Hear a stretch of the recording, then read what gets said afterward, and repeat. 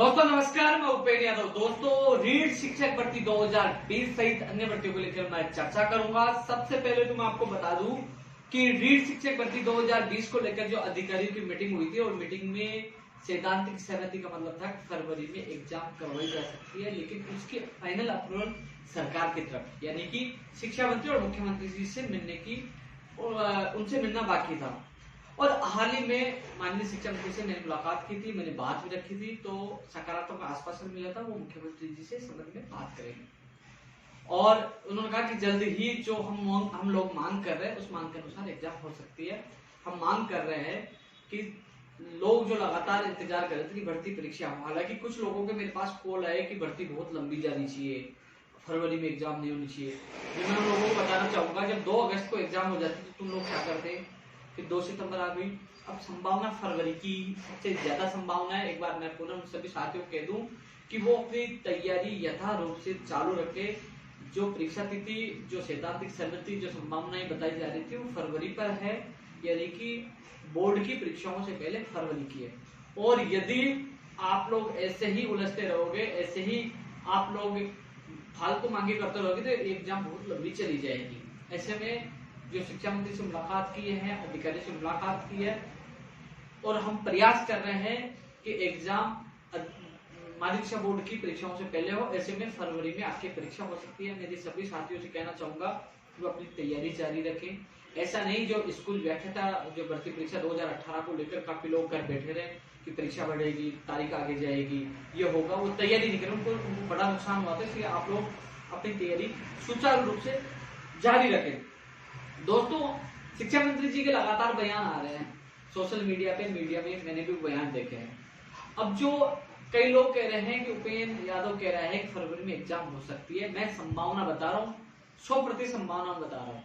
परिस्थितियां कब बदल जाए, हम लोगों ने 2 अगस्त सुनी, फिर 2 सितंबर सुनी, कोरोना आ गया, स्थितियां बदल गई, नहीं हो पाई क्योंकि कोरोना काल था। लेकिन जो सैद्धांतिक सहमति थी वो फरवरी की बनी थी। इसके अलावा आपने देखा होगा कि थोड़े दिन पहले जयपुर में बड़ी खबर लगी थी कि न पैटर्न में बदलाव, न शिक्षक भर्ती में बदलाव, फिर रीट क्यों नहीं हो रही। तो उसमें माध्यमिक शिक्षा बोर्ड सचिव का बयान भी आपने देखा होगा कि उन्होंने कहा कि हमारी संबंध में मीटिंग हो चुकी है, सरकार के दिशा निर्देशों की आवश्यकता है। और आप लोगों को भी मैंने सूचना दे दी थी कि 11:30 बजे मीटिंग होगी। वो मीटिंग होगी थी, मीटिंग में जो क्या हुआ मैंने आप लोगों को बता दिया था।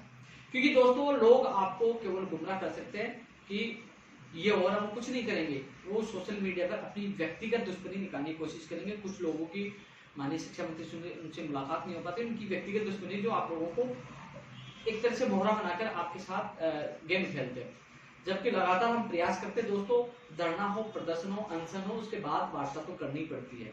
लेकिन कोरोना काल चल रहा है, धरना कर सकते हैं ना, प्रदर्शन कर सकते हैं, हम मुलाकात भी कर रहे हैं, हमारी बात सुनी भी जा रही है, आज हमसे बात भी कर रहे हैं। लेकिन उनका कहना है कि हम कुछ नियमों में संशोधन हो, पारदर्शिता रहे। लेकिन दोस्तों जो एक जो अखबार में खबर आने के बाद कह रहे हैं कि फरवरी में कैसे एग्जाम होगी, नियमों में संशोधन हो रहा, तो आप लोगों को मैं बता दूं दोस्तों, रीट पात्रता परीक्षा होने के बाद जो शिक्षक भर्ती की अलग विज्ञप्ति बीकानेर निदेशालय के द्वारा जारी की जाती थी पूर्ववर्ती भर्तियों में, जो रूल्स में जो बदलाव हुआ था, जो वेटेज जोड़ा गया था, जो 70-30 का जो फार्मूला लागू हुआ था, वो हाईकोर्ट ने 2016 की विज्ञप्ति खारिज कर दी थी लेवल 2 की। उसके बाद पंचायत राज एक्ट के तहत रूल्स में बदलाव हुआ था। अब जो 90-10 की आजाद जो हम लगातार मांग कर रहे थे, हमारी जो संघर्ष हम कर रहे थे कि वेटेज बिल्कुल कम किया जाए, खत्म किया जाए, 95 पास किया जाए, लेकिन जहां तक सैद्धांतिक सहमति बनी है वो बनी है 90-10 तक। तो उसमें जो अमेंडमेंट होगा, जो बदलाव होगा, पंचायत एक्ट में होगा और पंचायत राज विभाग के द्वारा उसकी पहल की जाएगी। तो दोस्तों वो शिक्षक भर्ती के नियमों में चेंज होगा। तो जो रीट जो पात्रता परीक्षा है, एनसीटी जो नियम उनका जो सिलेबस तय करके कोई बदलाव नहीं है, उसी सिलेबस के आधार पर आप तैयारी करें। बस यही है कि उसकी परीक्षा तिथि जारी होनी है। पैटर्न ये स्थिति सरकार की घोषणा, आधिकारिक घोषणा बाकी है कि हम लोग वेटेज कितना कम कर दिया और इतना वेटेज देगा, वो सरकार की माननीय शिक्षा मंत्री मुख्यमंत्री जी की वो सरकार की घोषणा बाकी है।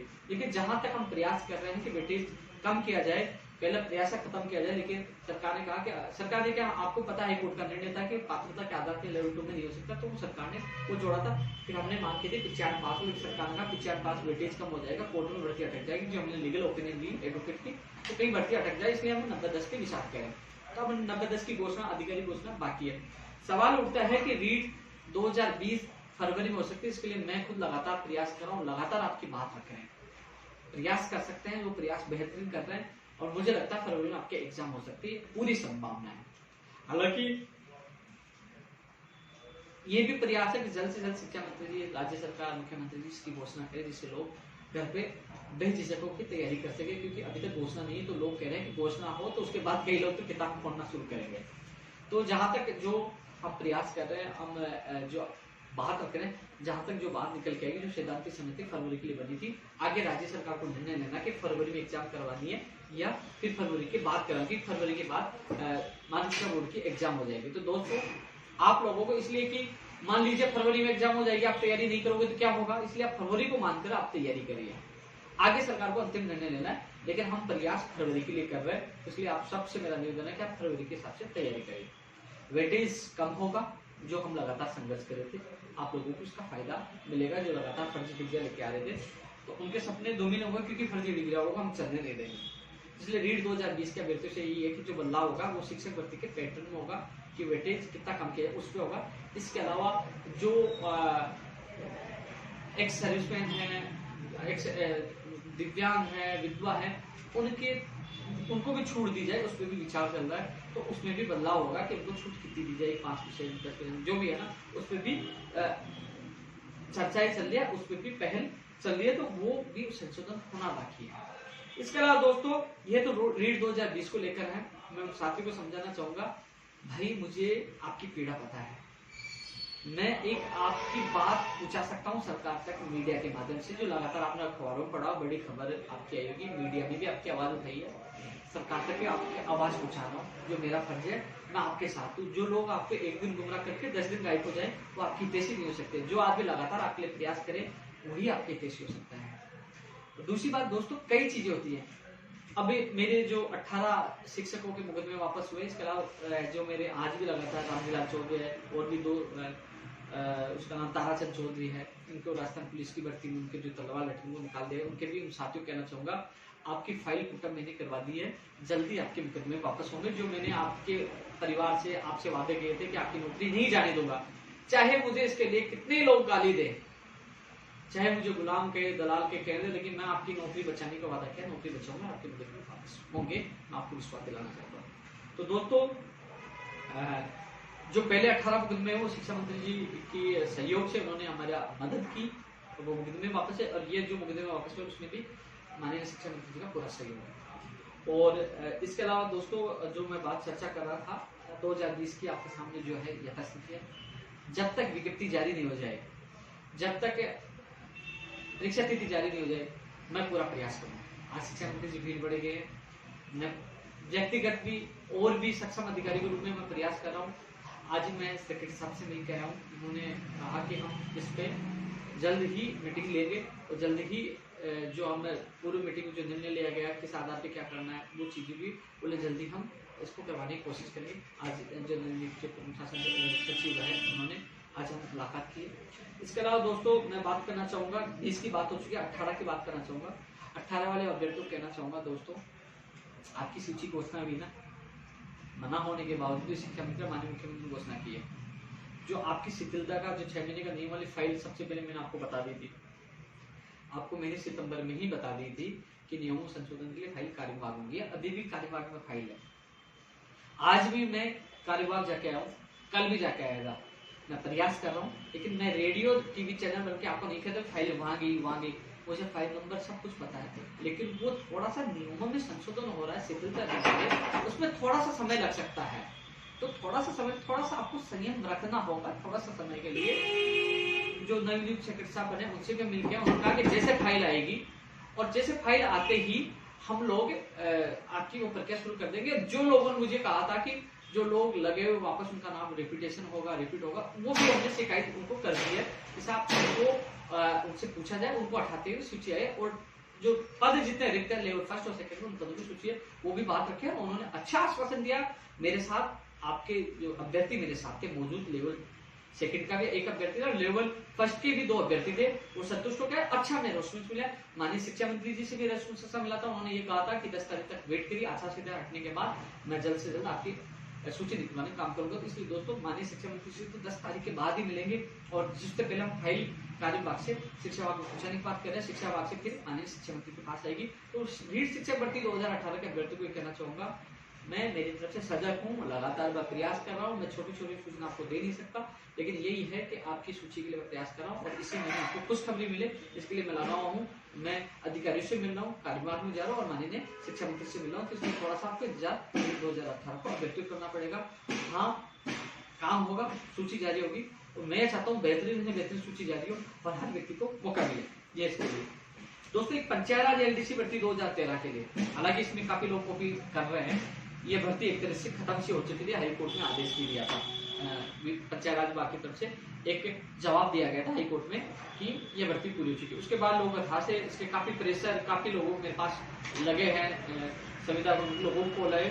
इसके बाद माननीय शिक्षा मंत्री से मुलाकात की। अब लोग कहेंगे बार बार इस वीडियो में शिक्षा मंत्री जी का बार बार क्यों नाम ले रहे हैं, इसलिए बार बार नाम ले रहा हूँ। रीट लेवल 2 का शिक्षा मंत्री जी के द्वारा कार्य हो रहा है। बेरोजगार को जो दर्ज मुकदमे शिक्षा मंत्री जी के द्वारा वो हमारी सहायता करें, मुकदमे वापस हो रहे हैं। रीट 2020 में वेटेज कम हो उसके लिए शिक्षा मंत्री जी कर रहे हैं, और जो हम समस्या आपके रखे शिक्षा मंत्री ध्यान दे रहे हैं। इसके अलावा पंचायत राज एलडीसी में भी वो ध्यान दे रहे हैं। एसआई भर्ती 2016 में वो कह रहे हैं कि मैं माननीय मुख्यमंत्री से मिलूंगा, 227 पद जुड़ जाए।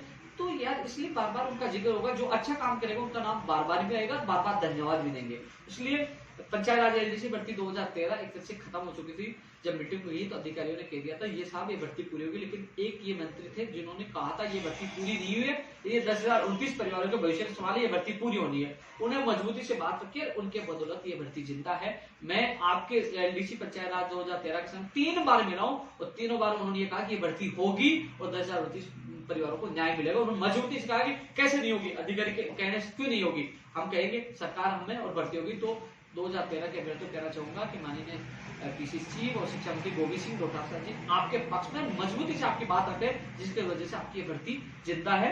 आप लोग भी प्रयास करें, मेरा जितना प्रयास हो रहा है मैं कर रहा हूँ। तो दोस्तों थोड़ा सा आपको इंतजार इस भर्ती के लिए करना पड़ेगा, थोड़ा सा मतलब, यानी कि जितना बेहतरीन प्रयास मुझसे हो रहा है मैं कर रहा हूँ। 3 बार मिल चुका हूँ, फिर मैं मिलूंगा कि जल्द से जल्द आप लोगों को कुछ खबर मिले पंचायत राज एलडीसी 2013 के अभ्यर्थियों के लिए।